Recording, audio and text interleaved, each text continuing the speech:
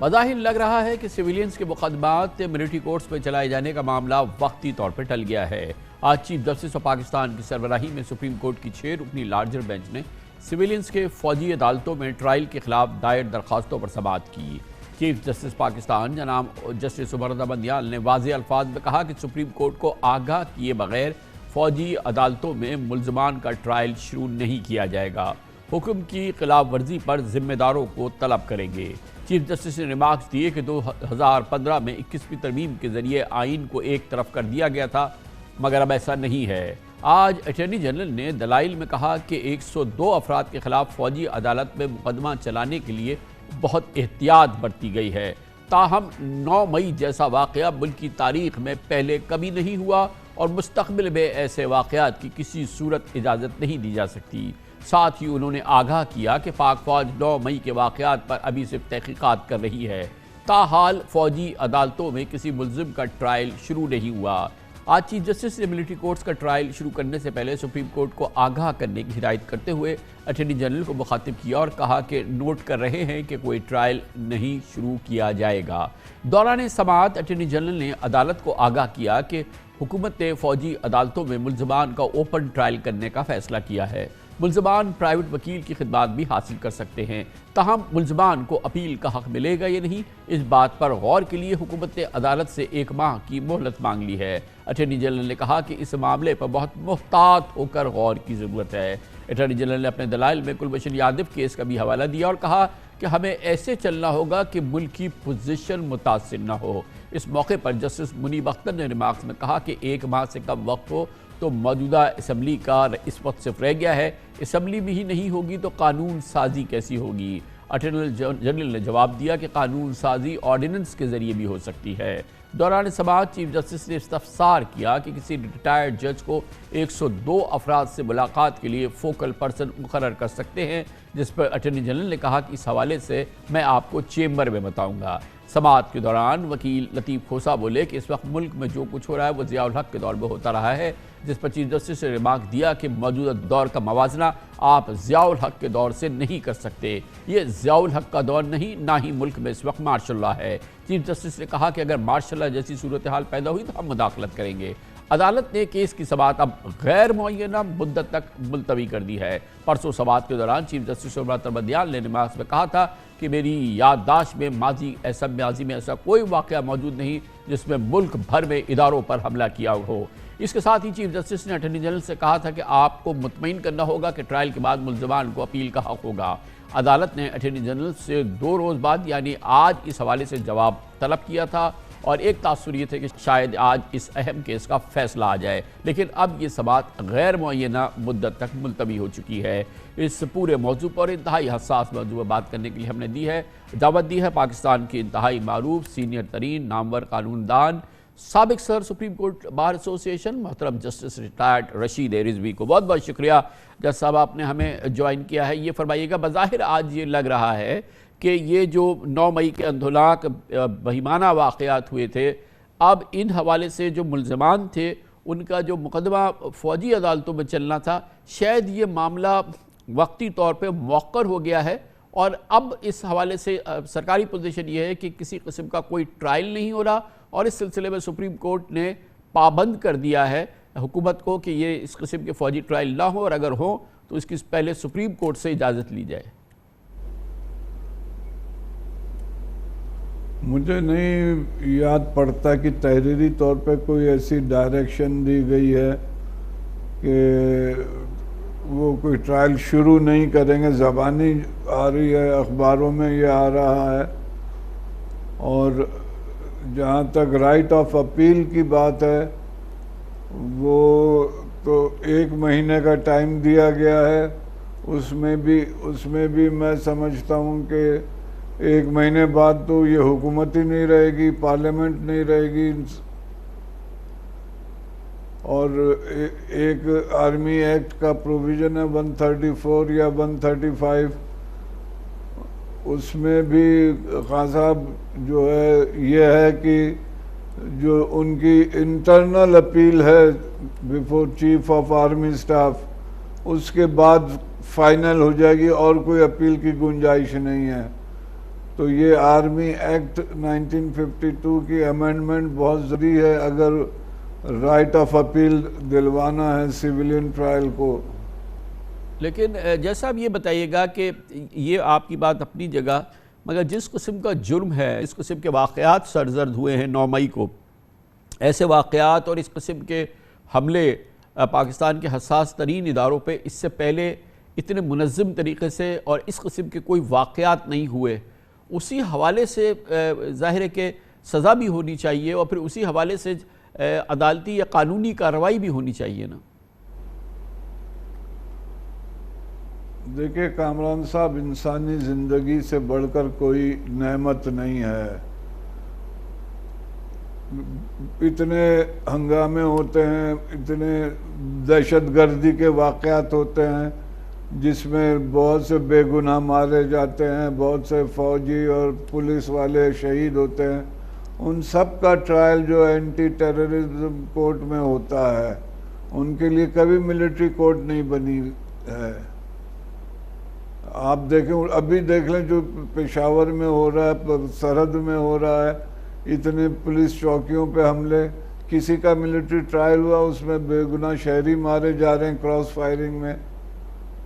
تو یہ pick and choose کیا انہوں نے صرف 102 آدمیوں کے لیے اور ٹرائل کر رہے ہیں۔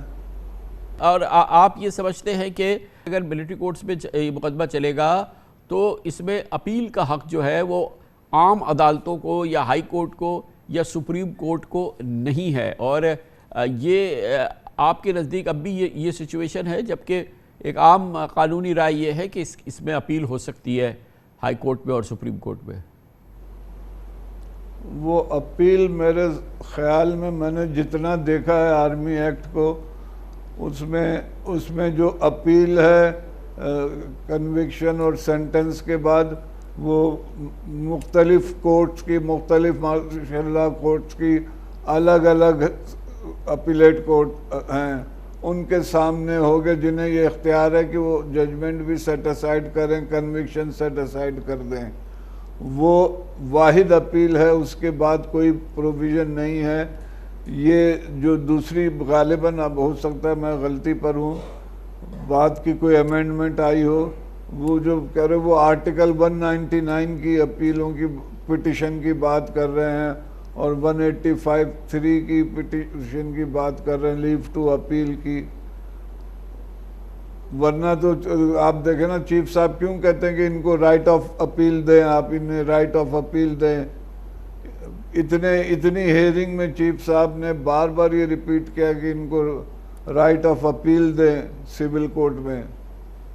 یہ بات آپ کی مناسب ہے، کیونکہ اس کے جواب میں اٹارنی جنرل صاحب نے کہا کہ ان کو رائٹ آف اپیل کا حق ہوگا یا نہیں، اس کے لیے ہمیں 1 ماہ کا وقت دیا جائے۔ یہی آج پوزیشن تھی اٹارنی جنرل صاحب کی، گویا کہ اس معاملے میں یہ ابھی یہ حتمی جواب موجود نہیں ہے کہ جن کو سزائیں ہوں گی ان عدالتوں سے ان کو اپیل کا حق ہوگا یا نہیں، اور اسی لیے آج اٹارنی جنرل نے 1 مہینے کا وقت مانگا کہ حکومت آپ کو جواب دے۔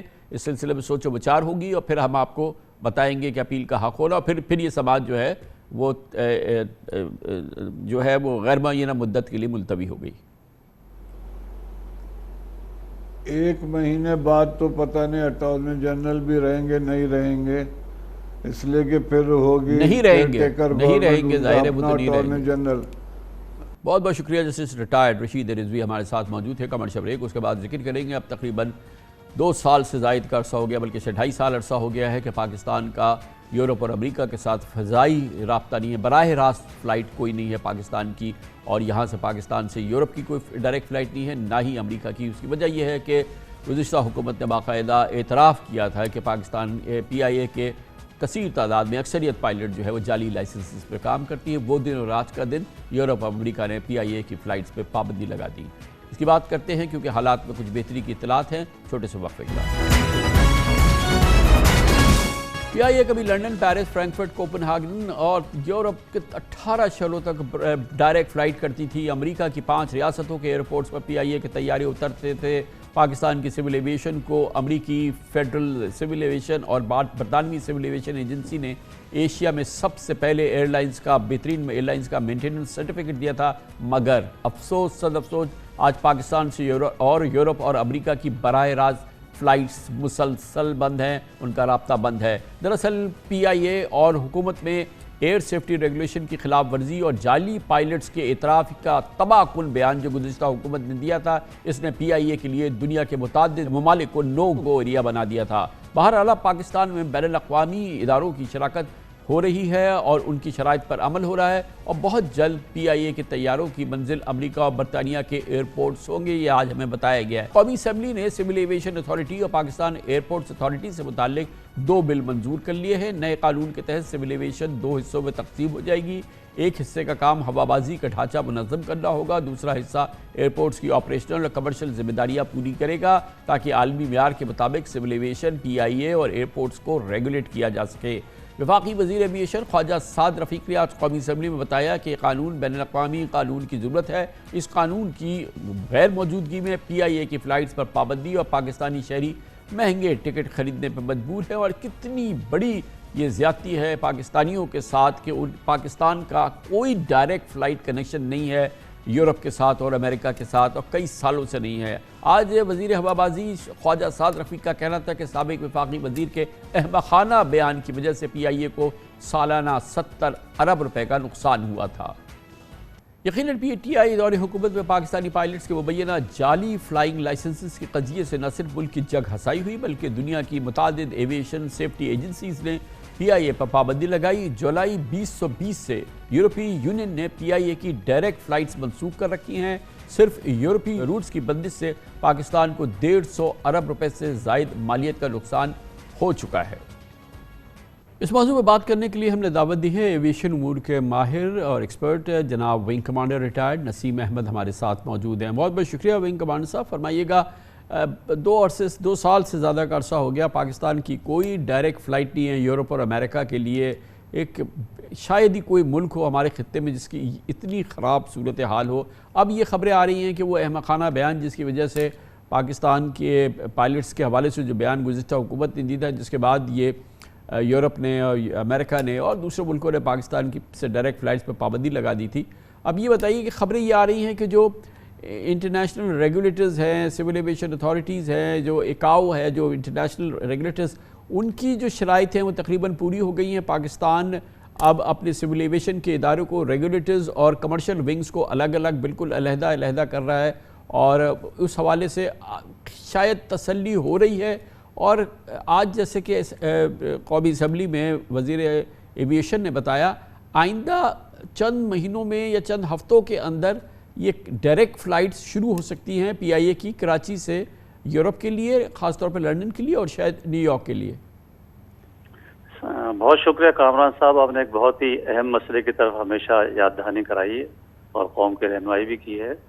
دیکھیں، جہاں تک یہ پابندی ہٹنے کا تعلق ہے، اس میں یقین کریں کہ پاکستان میں جنوری میں بھی اور اس مئی کے اندر بھی ایئر بس اور بوئنگ کے نمائندے آئے تھے اور ایک بہت بڑے سیمینارز بھی کیے تھے، کیونکہ جو مینوفیکچررز ہیں اور ایئر لائنس ہیں وہ تو بہت انٹرسٹڈ ہیں اور وہ چاہتی ہیں کہ پاکستان سے پابندیاں ہٹیں، اور اس میں کوئی شبہ نہیں ہے کہ یہ تمام ادارے بشمول انٹرنیشنل سول ایویشن آرگنائزیشن بالکل اس کوشش میں ہے۔ لیکن مسئلہ یہ ہے کہ جو ایک ہم جہتی یا آپ کہیں کہ کوآرڈینیٹڈ ایفرٹ جو ہوتی ہے، جس پہ کہ وہ زمینی حقائق پہ دیکھنا چاہتے ہیں کہ سیفٹی مینجمنٹ سسٹم اور پائلٹ لائسنسنگ پروسیجرز کیا وہ ان کے اطمینان کے مطابق ہیں یا نہیں، اور وہ صرف الفاظ کے گورکھ دھندوں میں نہیں پھنسنا چاہتے، ان کے پاس اتنی قابلیت ہے کہ ان کے آڈیٹر سے چیزیں دیکھتے ہیں۔ تو دیکھیں، جہاں تک میری اپنی ذاتی رائے ہے، ابھی بہت مشکلات ہیں، ذرا سی بھی کہیں سے امید کی ایک کرن نظر آئے تو ہم بھی خوش ہیں، آپ بھی خوش ہیں، لیکن ہمارے منسٹر حضرات بیان دینے میں بڑی جلدی کرتے ہیں۔ ابھی کافی مشکلات ہیں اور میں اور آپ ہم دونوں یہی چاہتے ہیں کہ کسی طرح یہ پابندیاں ہٹیں، کیونکہ اتنی زیادہ پابندیاں یقین کریں کسی ایئر لائن پہ نہیں ہیں، اور اس کو تقریباً 2.5 سال سے بھی زیادہ ہو چکا ہے۔ تو ابھی آپ کی اطلاعات کے مطابق یہ جو پھر ابھی سب سے بڑی رکاوٹ کیا ہے؟ بہرحال ایک احمقانہ بیان نے یہ پاکستان کے لیے تباہ کن صورتحال پیدا کی، مگر ایک طویل عرصے سے اس کو بہتر بنانے کی اور جو مسائل ہیں ان کو ٹھیک کرنے کی کوشش کی جا رہی ہے۔ آپ کی اپنی معلومات کے مطابق منزل ابھی دور ہے؟ اور اس کی کیا وجہ ہے کہ منزل ابھی قریب نہیں ہے؟ منزل قریب نہ ہونے کی وجہ صرف اس کے اور کوئی نہیں ہے کہ دیکھیں جو لائسنسنگ کا ایک پورا پروسیس ہے اس میں ہم صرف انہیں مطمئن کرنے کی کوشش نہ کریں. ہمارے پاس انٹرنل بھی بہت سے فیکٹرز ایسے ہیں. ہمیں اپنے ریگولیٹر کو اور اپنے جو کہ افیکٹوز ہیں، دیکھیں پائلٹ سب سے زیادہ افیکٹوز ہیں، تو پائلٹس اگر خود خوشی کا اظہار کریں وہ دیکھیں کہ ان کے لائسنسز اسی طریقے سے ایشو ہو رہے ہیں جیسے پہلے ایشو ہوتے تھے. ایک تو ان کا یہ عمل بہت مہنگا کر دیا گیا ہے. دوسرا یہ ہے کہ باوجود اس کے کہ میں نے آپ کو بتایا کہ ایئر بس، ATR اینڈ بوئنگ کمپنی یہ چونکہ ظاہر ہے ان کے اپنے انٹرسٹ ہوتے ہیں، ان کے لوگ باقاعدگی سے یہاں آتے رہے اس واقعے کے بعد، بہت زیادہ ہیلپ کی ہے، فائنینشیل اماؤنٹس خرچ کیے ہیں ٹریننگ پہ.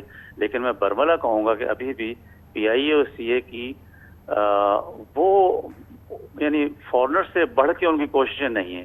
ایسا لگ رہا ہے جیسے کہ بیرونی عوامل زیادہ انٹرسٹڈ ہیں کہ آپ کو کسی طرح اس حالات سے نکالا جائے، اور آپ جو ہیں وہ ان پہ ہی ڈیپینڈ کر رہے ہیں. آپ کی اپنی جن کو جینوائن اور ہوموجینیس اور ان ہاؤس ایفرٹس ہوتی ہیں. بہت بہت شکریہ ونگ کمانڈر ریٹائرڈ نسیم احمد صاحب، ایویشن امور کے ماہر ہمارے ساتھ تھے. اب اس سلسلے میں مزید ہم مستند ایک اور رائے حاصل کرتے ہیں، اوپینین لیتے ہیں اور خبر حاصل کرتے ہیں. ہمارے ساتھ ایویشن امور کے پاکستان کے ممتاز ترین سیرین صحافی جناب طارق ابو الحسن ہمارے ساتھ موجود ہیں. طارق ابو الحسن صاحب، بتائیے گا آپ کے خیال میں آج جو خواجہ سعد رفیق صاحب نے کہا، اس سے پہلے اسحاق ڈار نے کہا تھا کہ پاکستان کی جو 2.5 سالہ اس وقت پابندی ہے، ایک طرح سے پاکستان کی کوئی ڈائریکٹ فلائٹ یورپ کی ہے، نیو یارک کی نہیں ہے، وہ شروع ہونے والی ہے. شاید لنڈن جائے گی پہلے فلائٹ، اور اس کے بعد ہو سکتا ہے کہ امریکہ بھی چلے جائے. کیا یہ ان وزراء کی بات میں کوئی جان ہے؟ واقعی ایسا ہونے والا ہے؟ دیکھیے، ابھی تک معاملہ جو PIA پر اور پاکستان سول ایوییشن اتھارٹی پر پابندیوں کا ہے، وہ اس میں بہت جلدی کسی بڑے بریک تھرو کی امید نہیں ہے. اس سے پہلے EASA PIA کا اور سول ایوییشن اتھارٹی کا سیفٹی آڈٹ کر چکا ہے. یہ ایک آن لائن آڈٹ بھی تھا اور فزیکلی یہاں پر آ کر بھی سیفٹی آڈٹ ہوا ہے. اس کے علاوہ ایکاؤ بھی اپنا آڈٹ کر چکا ہے. لیکن ان تمام کی اس کے آگے پیش رفت نہیں ہوئی. کوئی 3 مہینے کا وقت گزر کیا ہے، لیکن اس کے باوجود بھی ابھی نہ تو سول ایوییشن اتھارٹی نے اس بارے میں کوئی ہمیں اپڈیٹ کیا ہے، اور نہ ہی EASA اور ایکاؤ کی طرف سے کوئی جو ہے وہ اپڈیٹس آئی ہیں کہ پاکستان کو سیفٹی کے لحاظ سے ابھی انہوں نے کس درجے میں رکھا ہے. تو ابھی تک یہ کہنا کہ کوئی یہ پابندیاں جلدی سے ہٹنے والی ہیں. بہت بہت شکریہ. طارق ابو الحسن ہمارے ساتھ موجود تھے، ایویشن امور کے ممتاز سینئر صحافی. کمرشل بریک، اس دوران نیوز ہیڈ لائنز دیکھیں، جس کے بعد ہم اپنے پروگرام کے باقی حصے کے ساتھ واپس آئیں گے. IMF پروگرام کے سائے میں پاکستان کو جامع بھرپور معاشی اصلاحات کے چیلنجز کا اور ٹارگٹس کا سامنا ہے. IMF نے نہ صرف شہباز حکومت بلکہ نگران حکومت اور نئی منتخب آنے والی حکومت کے لیے اپنی امداد 3 اقساط میں تقسیم کیا ہے، اور مطلوبہ معاشی اہداف پر الیکشن کے بعد 100% عمل درآمد کی تینوں بڑی سیاسی جماعتوں سے تحریری یقین دہانی بھی حاصل کر لی ہے. IMF کے اصلاحاتی فارمولے کے مطابق ایکسچینج ریٹ کے تعین کا فیصلہ مارکیٹ پر چھوڑنا ہوگا، ٹیکس ٹو GDP 15% کرنا ہوگا، یعنی شرح دگنی کرنی ہوگی. کسی شعبے کو نہ ٹیکس چھوٹ ملے گی نہ ایمنسٹی اسکیم ملے گی. امپورٹس پر اعلانیہ یا غیر اعلانیہ پابندی نہیں لگے گی. انرجی سیکٹر کے خسارے اور نقصانات کو کنٹرول کرنے ہوں گے. اس سال نومبر تک 4 SOEs اسٹیٹ اون انٹرپرائزز قومی کارپوریشن کی ملکیت کا نیا انتظام کرنا ہوگا. دسمبر سے یہی قومی کارپوریشنز کی 6 ماہی مانیٹرنگ رپورٹ دینی ہوگی. یقیناً اگر ایسا ہو جائے تو کیا بات ہے، کیونکہ ان اصلاحات سے اگر ہو جاتی ان پہ عمل، IMF پروگرام بھی چلے گا اور ملک میں صنعت و کاروبار کا پہیہ بھی تیزی سے گھومنے لگے گا. ایکسپورٹس اب دیکھنا ہے کہ بڑھیں گی اور یا نہیں، کیونکہ بہرحال بجلی کی قیمتوں میں بے پناہ اضافہ ہو چکا ہے. پیداواری لاگت قابو میں ابھی فی الحال نہیں آ رہی، اور IMF کی تجاویز سے قومی خزانے کا خون چوسنے والی جو کارپوریشنز ہیں وہ فی الحال ابھی تو خون چوس ہی رہی ہیں، نہ جانے کب تک چوستی رہیں گی. ٹیکس دینے والوں کی تعداد اس وقت میزریبلی دنیا کے ممالک میں کم ترین ہے. 8.5% ہمارا ٹیکس ٹو GDP ریشو ہے. اب IMF کہتا ہے کہ اسے آپ 15% کریں. دیکھنا یہ ہے کہ ایسا ہوتا ہے یا نہیں، اور اگر ایسا ہوتا ہے اور کم از کم 50% بھی ٹیکس دینے والوں کی تعداد بڑھ جاتی ہے تو یقیناً وارے نیارے ہوں گے. پرسوں ہمیں انٹرویو میں سابق وزیر خزانہ اسد عمر کا کہنا تھا کہ معیشت کی ڈیجیٹائزیشن اور ریل اسٹیٹ میں کالے دھن کی روک تھام سے ٹیکس آمدن میں اضافہ ہو سکتا ہے. پاکستان کی معاشی اصلاحات اور اس کے لیے IMF کے جو اہداف، ٹارگٹ اور یہ اصلاحات کا عمل، کیا پاکستان واقعی اس پہ عمل درآمد کر سکتا ہے؟ ان موضوعات پہ بات کرنے کے لیے ہمارے ساتھ موجود ہیں سابق وزیر اعظم اور پاکستان کے ممتاز سیاستدان جناب شاہد خاقان عباسی۔ بہت بہت شکریہ عباسی صاحب۔ یہ فرمائیے گا کہ کیا یہ جو IMF کے اہداف ہیں ان میں سے کوئی بھی باشعور پاکستانی آنکھ میچ کے بتا سکتا ہے کہ پاکستانی معیشت کو سدھارنے کے لیے، اس کو سنوارنے کے لیے یہ اقدامات ہمیں کرنے ہیں، اور یہ وہی اقدامات ہیں جو IMF نے ہمارے سامنے رکھے ہیں؟ کس بنیاد پہ پاکستانی یہ سمجھے کہ اب ان پہ عمل درآمد ہو جائے گا اور واقعی آنے والی حکومتیں، موجودہ حکومت اس پر عمل درآمد کریں گی، اور یہ کہ یہ ایک بار پھر ہم یہ گفتگو سن لیں گے، یہ چیلنجز سن لیں گے اور یہ وقت گزر جائے گا؟ آپ کی اپنی کیا ذاتی رائے ہے؟ کیا اس دفعہ اس پہ پاکستانی قوم ان معاشی اصلاحات پر عمل درآمد ہوتا دیکھیں گی؟ دیکھیں، ہم نے ماضی میں ہمیشہ شارٹ کٹس لی ہیں، یہ بدقسمتی ہے ہماری کہ ہم بنیادی اصلاحات نہیں کر سکے، اور جب ہم IMF کو دھوکہ دیتے ہیں تو یہ سمجھیں کہ ہم اپنے آپ کو دھوکہ دے رہے ہیں۔ اگر آپ یہ بنیادی اصلاحات نہیں کریں گے، یہ کوئی راکٹ سائنس نہیں ہے، یہ بڑی بنیادی چیزیں ہیں جو آپ نے کرنی ہیں، اس کے علاوہ آپ کے پاس چوائس نہیں ہے۔ آپ اپنے ریونیو کو دیکھ لیں، آپ سود کی ادائیگی بھی پورا نہیں کر سکتے اپنے جو کل آمدن ہے، تو جب تک آپ اصلاحات نہیں کریں گے اور ان معاملات میں پیسے جاتے رہیں گے آپ کے، تو آپ تو آگے نہیں چل سکتے۔ اس لیے جو بھی حکومت آئے گی اس کے پاس چوائسز نہیں ہیں، اگر وہ نہیں کریں گے تو آپ اور بدترین معاشی کیفیت کی طرف جائیں گے۔ یہ جو ابھی آپ نے بتایا تھا، اسد عمر صاحب نے جو فرمایا ہے، یہ بالکل یہ وہی باتیں ہیں جس کی نفی انہوں نے خود کی تھی، کہ جو پروسیس تھا ڈاکیومنٹیشن کا، ہم نے انکم کی ڈاکیومنٹیشن کا پروسیس شروع کیا تھا، انکم ٹیکس کا ریٹ گرایا تھا، ڈاکیومنٹیشن شروع کی تھی، اس کو ریورس کیا گیا 2018 میں، اور اس کے بعد سب سے بڑی جو ریل اسٹیٹ کی اسکیم جہاں پر کالا دھن چھپانے کی تھی، ایک اوپن ایمنیسٹی دی گئی اور کنٹینیوس ایمنیسٹی دی گئی کہ اگلا خریدار بھی ایمنیسٹی حاصل کر سکے گا، وہ بھی PTI کی حکومت نے کیا۔ تو بہرحال وہ باتیں اپنی جگہ پر ہیں، لیکن آپ سب ان چیزوں کو ریورس کر کے اور بنیادی اصلاحات کریں گے تو آپ کی معیشت آگے چلے گی۔ ایکسپورٹس بڑھانا، نان ٹریڈیشنل کلیدی بنیادی سوال یہ ہے کہ جب ہم یہ کر رہے ہوں گے، مثال کے طور پہ اس پہ عمل درآمد ہو جاتا ہے، تو یقیناً اس وقت ہماری شرح سود 22% ہے، ہو سکتا ہے یہ 23-24% ہو جائے، ہمارے ڈالر کی شرح مزید بڑھ جائے مطلب، اور پھر ہم نہ جانے کس جگہ پہ ایکسچینج ریٹ پہنچ جائے۔ پھر ہماری جو اس وقت الیکٹریسٹی ٹیرف ہے سر، یہ کوئی 50 روپے فی یونٹ ہو گیا ہے۔ پھر ہمارا جو ٹیکسز ہیں، وہ سپر ٹیکس وغیرہ یہ تمام ملا کے 55%، 60% کسی ایک کمپنی پر ہو گئے ہیں۔ اس پورے ماحول میں یہ معیشت کا پہیہ کیسے چلے گا؟ کاروبار اور صنعت اور گروتھ کیسے آئے گی؟ نئی ملازمتیں کیسے قائم ہوں گی؟ کیا جب تک IMF پروگرام پہ عمل درآمد نہیں ہو جاتا ہم اپنی معیشت کی اس گاڑی کو، اس کا پہیہ جام کر دیں گے، یا خود ہی ہو جائے گا، یا یہ جاری رہ سکتا ہے؟ دیکھیں، یہی IMF پروگرام کی کنٹرڈکشنز ہوتی ہیں کہ یہ گروتھ کو بہت کم کر دیتا ہے، کیونکہ آپ پر ایسی قدغنیں لگتی ہیں کہ آپ نہ انسینٹیوائز کر سکتے ہیں، نہ آپ کو سبسڈی مہیا کر سکتے ہیں گروتھ کے لیے، تو گروتھ کی پالیسیز جو ہوتی ہیں بڑی لمیٹڈ ہو جاتی ہیں۔ تو اس لیے IMF پروگرام کا ایک سب سے بڑا جو نقصان ہوتا ہے وہ گروتھ کا ہوتا ہے۔ لیکن بات یہ ہے کہ جب تک آپ اپنی بنیادی معاملات کو درست نہیں کریں گے تو IMF پروگرام جو ہے وہ بنیادی طور پر آپ کے اخراجات یا آپ کی جو حکومت کے جو اسٹیٹ اور انٹرپرائزز ہیں، جو بنیادی ان کے ریفارمز ہیں، اس کی طرف زیادہ توجہ دیتا ہے کہ جو لیکیجز ہیں ان کو ختم کیا جائے۔ تو پہلے جب آپ وہ ختم کریں گے، آپ کے پاس کوئی ریونیو بڑھے گا یا آپ کے ایکسپینڈیچر کم ہوں گے، تو پھر اس کے بعد جا کر آپ گروتھ کی طرف آ سکیں گے۔ اور ہمارا گروتھ کا ہمیشہ ایک پرابلم رہا ہے کہ جب بھی ہم 5-6% کے قریب پہنچتے ہیں تو ایک بڑا serious current account deficit create ہو جاتا ہے، اور پھر ہم واپس اسی سائیکل میں آ جاتے ہیں جہاں پر آج ہم کھڑے ہیں۔ تو ڈاؤن دا روڈ مثال کے طور آپ کو IMF پروگرام، جی سر آپ کو IMF پروگرام میں رہنا پڑے گا، یہ بنیادی اصلاحات کرنی پڑیں گی، اس کے بعد آپ گروتھ کی طرف اٹینشن دے پائیں گے۔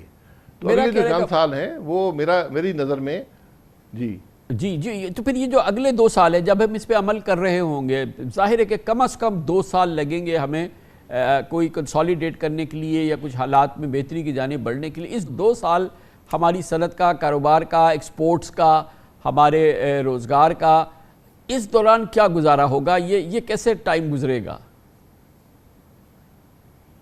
یہ آپ کے لیے مشکل حالات ہیں، اس میں کوئی دو اوپینینز نہیں ہیں، کوئی 2 راستے نہیں ہیں. یہ ایک مشکل راستہ ہے. آپ کو یہ تکالیف بھی برداشت کرنی پڑیں گی، آپ کی انفلیشن کی سطح بھی ہائی رہے گی اور آپ کی گروتھ بھی لو رہے گی. یہ باتیں بڑی کلیئر ہمیں ہونی چاہیے. اور 2 سال کا عرصہ آپ نے کم بتایا ہے، میں اس عرصے کو تھوڑا زیادہ سمجھتا ہوں. اس کے بعد جا کر آپ گروتھ کی طرف آئیں گے اور جاب کریشن اور ان باقی معاملات کی طرف آئیں گے. تو سر اس دوران جو ہماری مثال کے طور پہ ہم ایک بہت امپورٹنٹ ایلیمنٹ لیتے ہیں، کیونکہ بہرحال ہمارا ایکسچینج ریٹ، ہمارا ریزروز اس پہ ہے کہ ہمارے ایکسپورٹس کا کیا ہوگا. یہ 50-55 روپے پر یونٹ کی بجلی اور یہ تمام جو کاسٹ آف ڈوئنگ بزنس ہے، اس کے بعد یہ ایکسپورٹس جو ہماری ٹمبل کریں گی یا سروائیو کریں گی، ایکسپورٹس کے لیے کیا آپ کی پرسکرپشن ہے کہ کچھ گزارا رہے اس کا؟ دیکھیں، ایکسپورٹس میں تو ہمیشہ یہ کہا جاتا تھا کہ آپ ایکسچینج ریٹ کو فلوٹ کر دیں اور جتنا یہ مارکیٹ یعنی اپنی ریئل ویلیو کے قریب آئے گا تو ایکسپورٹ بڑھ جائیں گی. لیکن یہ ایکسپیرینس ہوا ہے کہ جب اتنی والیٹیلیٹی ہوتی ہے ایکسچینج ریٹ کے اندر تو پھر گروتھ نہیں بڑھتی، کیونکہ وہ جو آپ کا بائر ہوتا ہے وہ سب معاملے کو ڈسکاؤنٹ کر دیتا ہے. تو اب ہمیں ڈالر کو، جو کہ یہ ریکوائرمنٹ بھی آئی ایم ایف کی کہ اس کو اپنی ریئل ویلیو پہ آنے سے کو فلوٹ کرنے دیں. جب یہ ہوگا تو آپ کی ایکسپورٹس جو ہیں، چونکہ یقیناً انپٹ کی کاسٹ بھی بڑھ رہی ہے، لیکن جو ان کو ریونیو آ رہا ہے روپی کی ٹرمز میں وہ بھی زیادہ بڑھ جاتا ہے. تو اس لیے یہ معاملے آپس میں جڑے ہیں. یہ بیلنس کریٹ کرنا پڑتا ہے ایکسپورٹر کو کہ وہ کس طرح ایفیشنسی کریٹ کرتا ہے اور کس طرح جو اس کو سرپلس روپیز آتے ہیں ان کو استعمال کرتا ہے اپنے آپ کو زیادہ کمپیٹیٹو بنانے میں. تو یقیناً ان کے لیے مشکل حالات ہیں، لیکن یہ ہے اس کے ساتھ ساتھ آپ کو نان ٹریڈیشنل ایکسپورٹس جو ہیں ان کو دیکھنا پڑے گا. یقیناً ان میں وقت لگتا ہے، لیکن آج کل جو آئی ٹی کے معاملات ہیں اور ہماری ایک جو یوتھ کا ببل ہے، اس کو استعمال کر کے ہم میرے خیال 4-5 سال میں ایک آئی ٹی میں کافی گروتھ حاصل کر سکتے ہیں اپنے ایکسپورٹس کے اندر. آئی ٹی میں گروتھ حاصل کریں گے، یہ چیزیں بعد میں ہو جائیں گی، لیکن یہ جو ہمارا یہ کمپلیٹ ہمارا جو بجلی اور گیس کا سیکٹر ہے، اس کے اندر جو تباہ کن صورتحال ہے، جو اس وقت گردشی قرضے 4000 ارب، گیس کے اپنے سرکولر ڈیٹس، یہ ساری چیزیں آئی ایم ایف پروگرام کا ایک بہت ہی امپورٹنٹ یہ ایک اینکر ہے، بلکہ بہت ہی ضروری چیز ہے کہ ہمیں ان حالات کو بہتر کرنی ہے. اور یہ 55 روپے پر یونٹ کی بجلی سر، یہ کیسے عباس صاحب چلے گا؟ یہ کیسے نظام چلے گا؟ اس کے بغیر تو نہ آئی ایم ایف پروگرام کی شرائط پر عمل ہوگا اور نہ ہی پاکستان کا بچا کچا معیشت، کاروبار، تجارت اور روزگار چلے گی.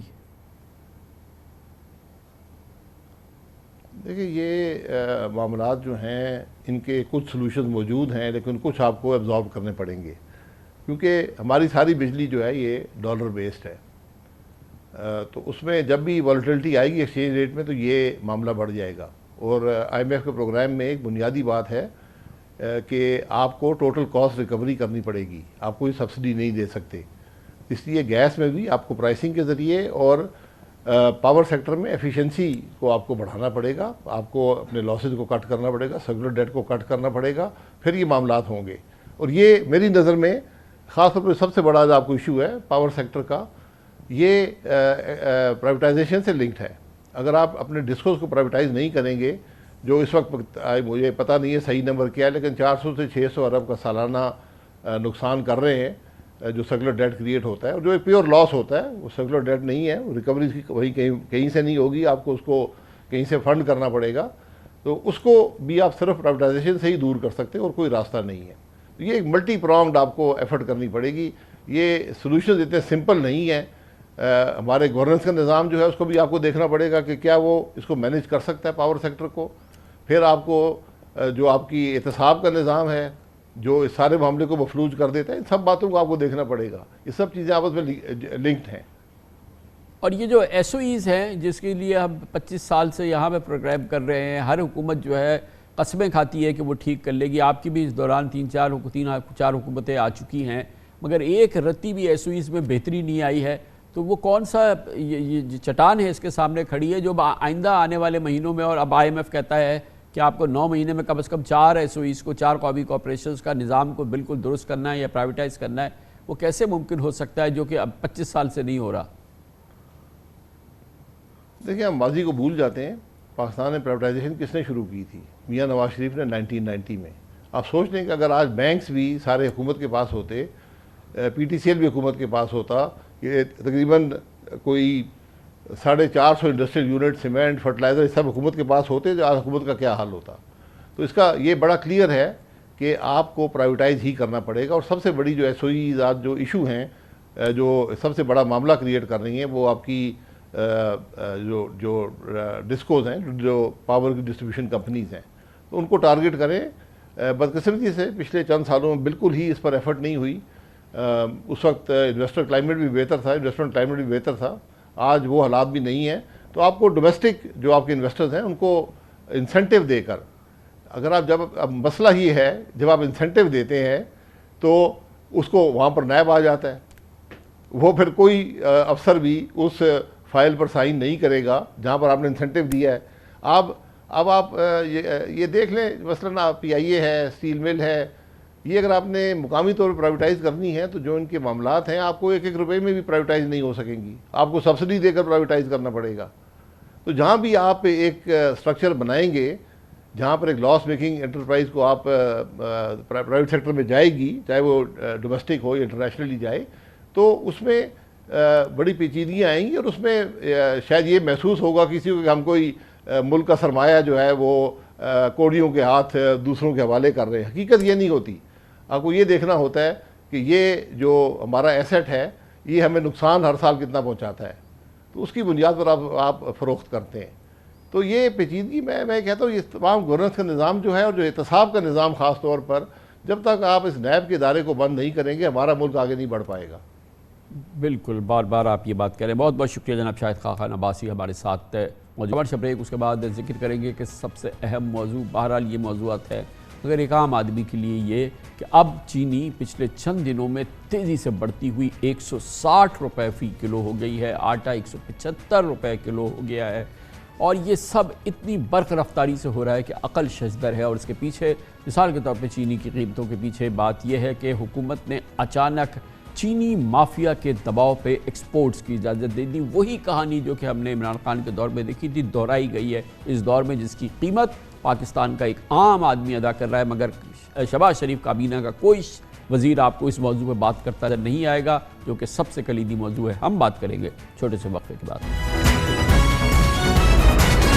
اس وقت پاکستان میں مہنگائی کی شرح 29% ہے. غریب آدمی کے لیے حقیقی معنوں میں 2 وقت کے کھانے کا انتظام ناممکن ہے. بنیادی اشیاء خرد و نوش کی قیمتیں آسمان سے باتیں کر رہی ہیں.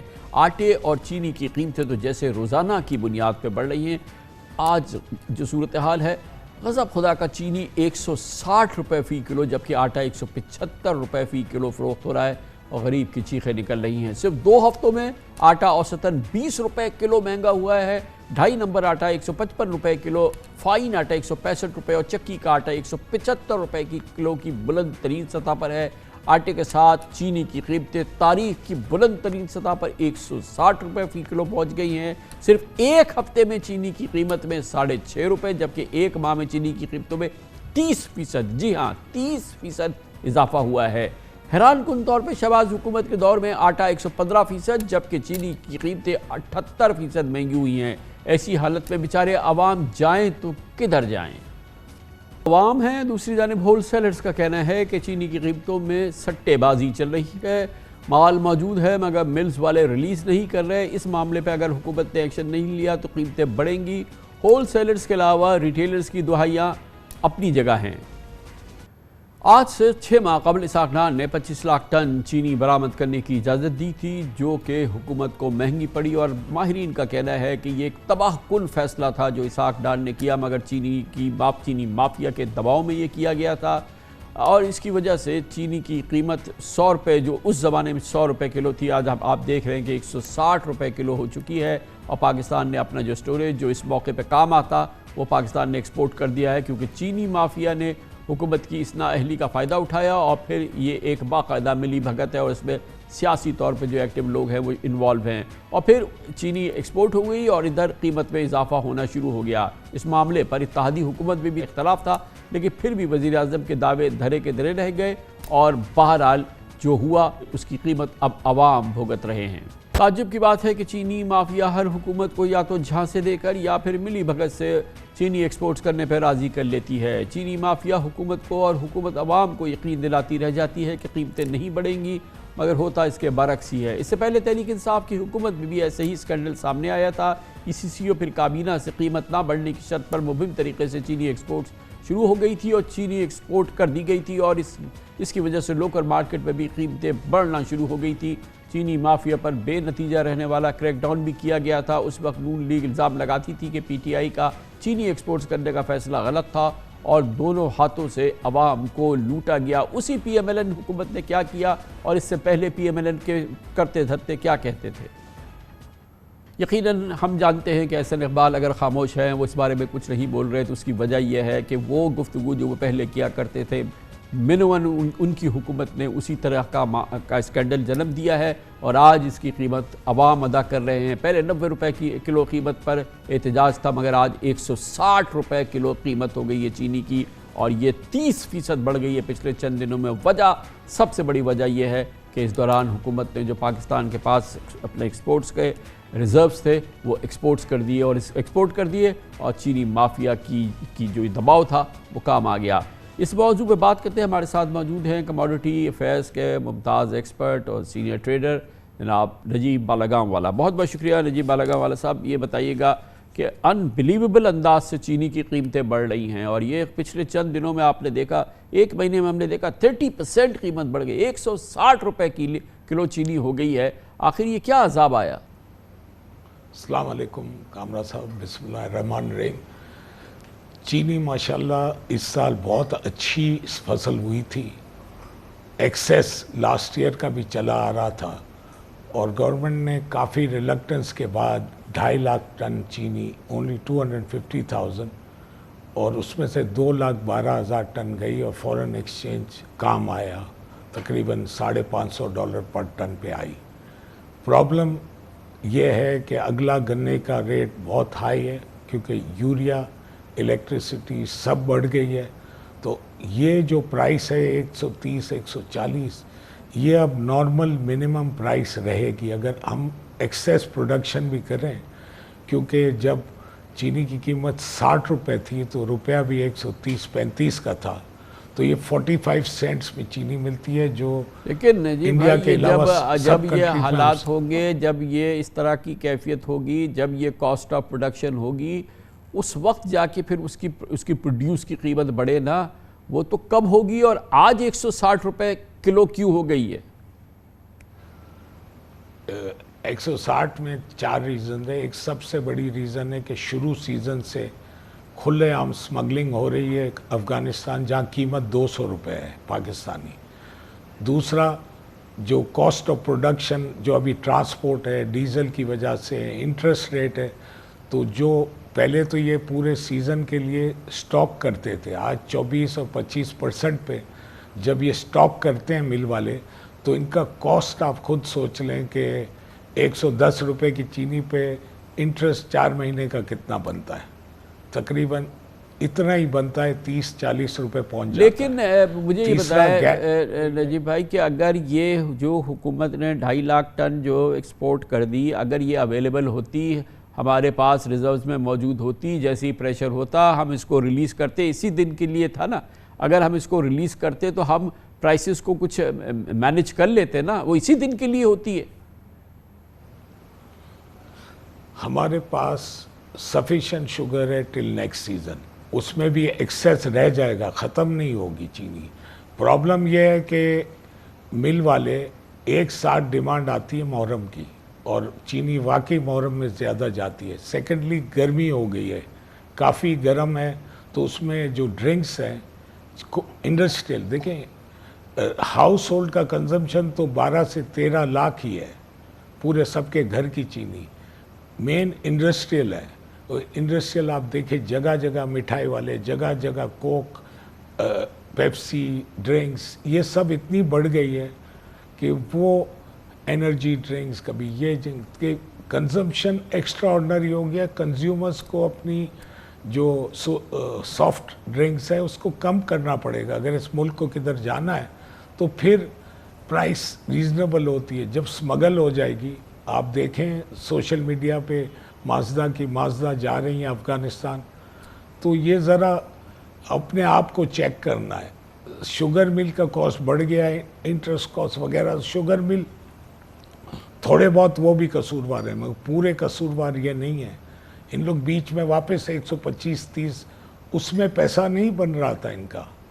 ये तो एथेनॉल क्या कुछ प्राइस। लेकिन आपने जवाब नहीं दिया नजीब भाई कि अगर ये 2.5 लाख टन हमारे पास होती तो सबको पता होता कि गवर्नमेंट के पास ये रिजर्व्स मौजूद हैं, और मार्केट में जब डिमांड बढ़ रही थी और अब ये सप्लाईज कम हो गई हैं, तो अगर हम उस डिमांड को बीट करते अपनी इन रिजर्व्स के साथ, इसी दिन के लिए वो होती है ना, तो हमने असल में वो जो 2.5 लाख टन हमने एक्सपोर्ट करी, वो इर्रेशनल डिसीजन था, वो चीनी माफिया के प्रेशर में हुकूमत ने किया।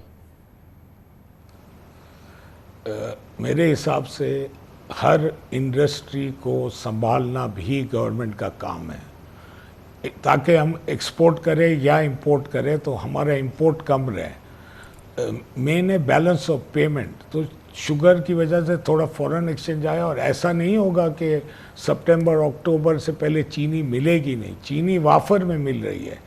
तो रेट कॉस्ट बढ़ गया इनका, क्या कॉस्ट इनका आ रहा है, मिल वाले देखे ना, ये हो गई चीनी की बहुत सारी बात हमने कर ली। ये आटा ये अब 170 रुपए किलो, ये आटा 170 रुपए किलो, ये भी तो दिन एवरी डे बढ़ रही है इसकी कीमत। ये अनफॉर्चुनेटली प्राइवेट सेक्टर ने अप्रोच किया था गवर्नमेंट को 2-2.5 महीने, अभी तक इन्होंने अप्रूव नहीं किया। 3 लाख टन अप्रूव कर दिया।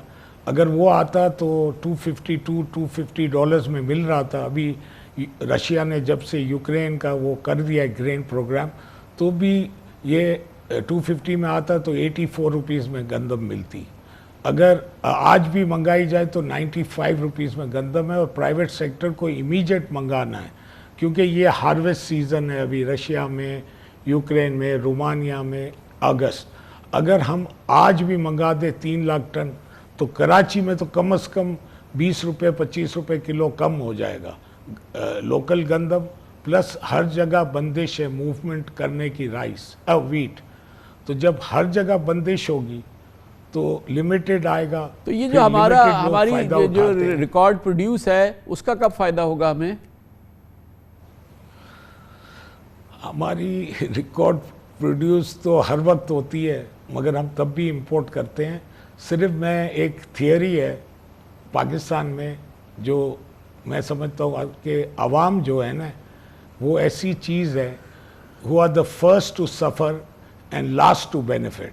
अगर हम 84 रुपये की गंदम मंगाते तब भी भाव गिरते गिरते 2 महीने रहते, सबसे लास्ट में वो फ़ायदा करते। फ्लावर मिल फ़ायदा करेगा, ट्रांसपोर्टर फ़ायदा करेगा, पोर्ट के लोग फ़ायदा करेंगे, टीसीपी फ़ायदा करेगा, अवाम को आखिर में मिलता है। But now they are suffering. दुनिया में पाकिस्तान की पॉलिसी रिगार्डिंग वीट हर दफ़ा गलत ही रही है, हर दफ़ा। फॉर 30 ईयर्स मैं इसमें हूँ, आज तक किसी गवर्नमेंट ने, सिर्फ एक ज़फ़र अल्ताफ़ ने इंपोर्ट को एक्सपोर्ट किया था। एक सेक्रेटरी अच्छा आया था, मरहूम हो गया होगा, ये मुझे पता नहीं, ज़िंदा है, but he broad Pakistan from import to export. वरना तो हम 2 मिलियन 3 मिलियन इंपोर्ट ही करते थे, एड में आती थी, ऑस्ट्रेलिया से आती थी। अब ये 3 लाख टन अगर दे देते परमिशन, तो कराची का मामला सॉल्व हो जाता, सिंध का मामला सॉल्व हो जाता, कुछ पंजाब का सॉल्व हो जाता। बट वीट होने के बावजूद कुछ स्मगल हो गई है, कुछ स्टॉकिस्ट के पास है, कुछ फार्मर्स रिलीज़ नहीं कर रहे। बहुत बहुत शुक्रिया जनाब नजीब बालागांव वाला हमारे साथ मौजूद थे, कमोडिटी अफेयर्स के एक्सपर्ट। और मैसिव मिसमैनेजमेंट, मैसिव शायद क्या दबाव था चीनी माफिया का कि 2.5 लाख टन एक्सपोर्ट कर दी पाकिस्तान ने, और अब पाकिस्तानियों को ये चीनी 160 रुपये किलो, 1 महीने में 30% इजाफा हो गया है। आटे की कीमत में 1 महीने में, 1-1.5 महीने के अंदर 25-30% इजाफा हो गया है, सिर्फ चीनी और आटे में। इस हवाले से आपको शहबाज हुकूमत का वज़ीर कोई बात करता नज़र नहीं आएगा। کمرشل بریک اس کے بعد ذکر کریں گے. امپورٹنٹ بات تو یہ ہے کہ عمران خان کو کیس ہو جائے, کوئی سزا ہو جائے. توشہ خانہ کیس اب اس سلسلے میں بالکل تیار ہو گیا ہے. روزانہ کی بنیاد پر برق رفتار سماعت جاری ہے اور عین ممکن ہے کہ آئندہ چند ہفتوں کے اندر پی ٹی آئی کے بانی کو اس کیس میں سزا ہو جائے. یہ خالص از امکان نہیں ہے. اس کی بات کرتے ہیں چھوٹے سے وقفے کے بعد. پی ٹی آئی بانی کی سیاست کے لیے آر پار کا فیصلہ کل موڑ آ گیا ہے. توشہ خانہ کیس خان کے گلے میں آ رہا ہے. بظاہر کیس سے بھی ریلیف نہیں مل پا رہا. انہوں نے ٹرائل کورٹ کے جج پر عدم اعتماد کیا جسے سیشن کورٹ نے مسترد کر دیا. سیشن کورٹ کی سماعت اسلام آباد ہائی کورٹ میں چیلنج کی تو ان کی درخواست پر صرف نوٹس جاری ہوئے, اور جب اسلام آباد ہائی کورٹ کے فیصلے کے خلاف انہوں نے سپریم کورٹ سے رجوع کیا تو وہاں بھی ریلیف نہیں ملا, جس کی وجہ سے سیشن کورٹ میں توشہ خانہ کیس کی روزانہ برق رفتار سماعت جاری ہے. پچھلے 3 سماعتوں کے دوران 6 گھنٹے کی کارروائی ہوئی. اتفاق کی بات ہے کہ اس ہائی پروفائل کیس میں صرف 2 گواہان ہیں. دونوں کے بیانات ریکارڈ ہو چکے ہیں اور ان کے بیانات پر آج سے فریقین کے وکلاء کی جرح کا آغاز ہو گیا ہے. اس کیس میں چیئرمین پی ٹی آئی کے حق میں فیصلہ آنا مشکل دکھ رہا ہے. ان پر الزام ہے کہ انہوں نے توشہ خانہ کے تحائف خریدنے سے پہلے ہی فروخت کر دیے اور توشہ خانہ میں ادائیگی بھی مبینہ طور پہ تحائف کی فروخت سے حاصل رقم سے کی, جبکہ تحائف کی فروخت سے حاصل رقم الیکشن کمیشن کے گوشواروں میں چھپائی اور جھوٹا بیان حلفی جمع کرایا. شہباز حکومت کا دعویٰ ہے کہ یہ معاملہ پاک سعودی تعلقات پر بھی اثر انداز ہوا. کل سیشن کورٹ میں اس کیس کی سماعت کے دوران خواجہ حارث ایڈوکیٹ نے چیئرمین پی ٹی آئی کی حاضری سے استثناء کی درخواست کی اور دلائل دیے کہ قانون کے مطابق ملزم کی موجودگی میں ہی شہادتیں ریکارڈ ہو سکتی ہیں. اس پر جج ہمایوں دلاور نے برہمی کا اظہار کیا اور کہا کہ استثناء کی درخواستوں سے مزید کام نہیں چل سکتا. عدالت نے خواجہ حارث کو ہی نمائندہ مقرر کر کے دونوں گواہان کے بیان ریکارڈ کرائے. آج خواجہ حارث نے پیٹ تک سماعت ملتوی کرنے کی صدا کی تو عدالت نے حکم دیا کہ جرح ادھوری نہیں چھوڑ سکتے. پیٹ تک تو بات جا ہی نہیں سکتی. آج ہی جرح مکمل کریں گے. اگر آئندہ سماعت ہوگی تو کل ہوگی. الیکشن کمیشن نے پچھلے سال اکتوبر میں چیئرمین پی ٹی آئی کو نااہل قرار دیتے ہوئے ان کے خلاف کرمنل کیس چلانے کی سفارش کی تھی. اب اگر ٹرائل کورٹ میں چیئرمین پی ٹی آئی کے خلاف کرپٹ پریکٹس اور جھوٹا بیان حلفی جمع کرانے کی الزامات ثابت ہو جاتے ہیں تو انہیں 3 سال قید اور جرمانے کی سزا ہو سکتی ہے, جبکہ وہ 5 سے 10 سال کے لیے سیاست سے نااہل بھی ہو سکتے ہیں. وقت کم, مقابلہ سخت ہے پی ٹی آئی کے چیئرمین کے لیے. اس موضوع میں بات کرتے ہیں. ہمارے ساتھ موجود ہیں ہمارے سینئر کارسپونڈنٹ حسیب ملک, اسلام آباد میں. حسیب ملک ہمارے ساتھ ہیں. حسیب ملک, یہ بتائیے گا کہ بظاہر یہ کیس بہت تیزی سے چل رہا ہے اور یہ شاید اس کیفیت کے اندر یہ اچنبھا نہیں ہوگا کہ اگلے آئندہ 1-2 ہفتوں میں یہ کنکلوڈ ہو جائے اور اس کیس کا فیصلہ آ جائے. جس رفتار سے یہ چل رہا ہے, کیا یہ ناممکن ہے؟ شکریہ کامران خان صاحب. بالکل جیسا آپ نے کہا ایسا ہی ہے, کیونکہ ڈیلی بیسس کے اوپر ٹرائل چل رہا ہے, سماعت ڈیلی بیسس پہ ہو رہی ہے اور جو توشہ خانہ کیس ہے یہ اپنے حتمی مراحل میں داخل بھی ہو چکا ہے, کیونکہ 2 ہی گواہان ہیں اور دونوں کے بیانات بھی قلم بند ہو چکے ہیں. گزشتہ روز بھی ہم نے دیکھا سماعت کے دوران یہ اعتراض اٹھایا گیا تھا خواجہ حارث صاحب کی جانب سے کہ ملزم کی غیر موجودگی کے اندر بیان قلم بند نہیں ہو سکتا, جس کے اوپر عدالت کی جانب سے برہمی کا بھی اظہار کیا گیا اور یہ باقاعدہ طور پہ کہا گیا کہ خواجہ صاحب آپ کو ہی نمائندہ مقرر کر دیتے ہیں اور بیانات کو قلم بند کرواتے ہیں تاکہ یہ ٹرائل کو جو ہے کیا رہ کیا گیا ہے. حسیب ملک صاحب, یہ بتائیے گا کہ اب اس معاملے میں کیا رہ گیا ہے, آئندہ کیا کارروائی ہونی ہے اب؟ سر دیکھیں, بالکل گواہان کے بیانات قلم بند ہو چکے ہیں. جو پہلا گواہ ہے وقاص ملک, اس کے اوپر آج چیئرمین پی ٹی آئی کے جو وکیل ہیں خواجہ حارث کی جانب سے جرح کا بھی آغاز کر دیا گیا ہے, لیکن ابھی ان کی پہلے گواہ کے اوپر جرح باقی ہے اور کل تک سماعت کو ملتوی کر دیا گیا ہے. 2 گواہان ہیں, جرح زیادہ بھی چلا کیونکہ ڈیلی بیسس کے اوپر سماعت ہو رہی ہے تو زیادہ بھی چلا تو ہفتے کے اندر اندر خواجہ حارث جو کہ چیئرمین پی ٹی آئی کے وکیل ہیں ان کی جانب سے جرح مکمل کر لی جائے گی اور پھر جو ہے آخری جو سٹیپ ہوگا وہ 342 کا بیان ہوگا جو کہ سوال نامہ دیا جائے گا اور ملزم کی جانب سے اسے جواب کے طور پہ جو ہے وہ عدالت میں جمع کروایا جائے گا اور اس کے بعد ہم یہی ہے کہ زیادہ سے زیادہ بھی ہوا تو 3 ہفتے 2 سے 3 ہفتوں کے اندر جو ہے اس کیس کا فیصلہ متوقع ہے. تو جو خواجہ حارث ہیں ان کی جانب سے ڈیلے کرنے کی کافی کوشش بھی کی گئی, اعتراضات بھی اٹھائے گئے اور جیسا کہ الیکشن کمیشن کی جانب سے بھی ایک اور ہم نے دیکھا کہ درخواست دائر کی گئی تھی کہ مزید 5 گواہان کو ہم اس میں شامل کرنا چاہتے ہیں، جس کے اوپر اعتراض اٹھایا گیا تھا خواجہ حارث کی جانب سے کہ ٹرائل کا آغاز ہو چکا ہے، فرد جرم عائد ہو چکی ہے، تو اب جو ہے مزید گواہان کو ایڈ کرنا غیر قانونی ہوگا، جسے عدالت نے مسترد بھی کر دیا تھا۔ تو اوورآل جو ہے ٹرائل اپنی تیزی سے جو ہے اختتام کی طرف جا رہا ہے، اور زیادہ سے زیادہ 2 سے 3 ہفتوں کے اندر نظر آ رہا ہے کہ اس کے اوپر فیصلہ ہو جائے گا، کیونکہ آج بھی بہت شکریہ حسین ملک ہمارے ساتھ تھے۔ توشہ خانہ کیس پاکستان کی سیاست پہ بہت ہی فیصلہ کن انداز بسر انداز ہوگا۔ بظاہر یہ لگ رہا ہے کہ عمران خان کو اس کیس کے اندر شاید جو حالات نظر آ رہے ہیں، اب بہرحال فیصلہ آنا ہے لیکن سزا ہوتی دکھ رہی ہے۔ اس کے ساتھ ہی ہمارے آج کے پروگرام کا اختتام ہوتا ہے۔ سیٹرڈے سنڈے کی ہفتہ وار تعطیل، پیر کو انشاءاللہ آپ سے پھر ملاقات ہوگی۔ پیر تک کے لیے عمران خان کو اجازت، اللہ حافظ ناصر۔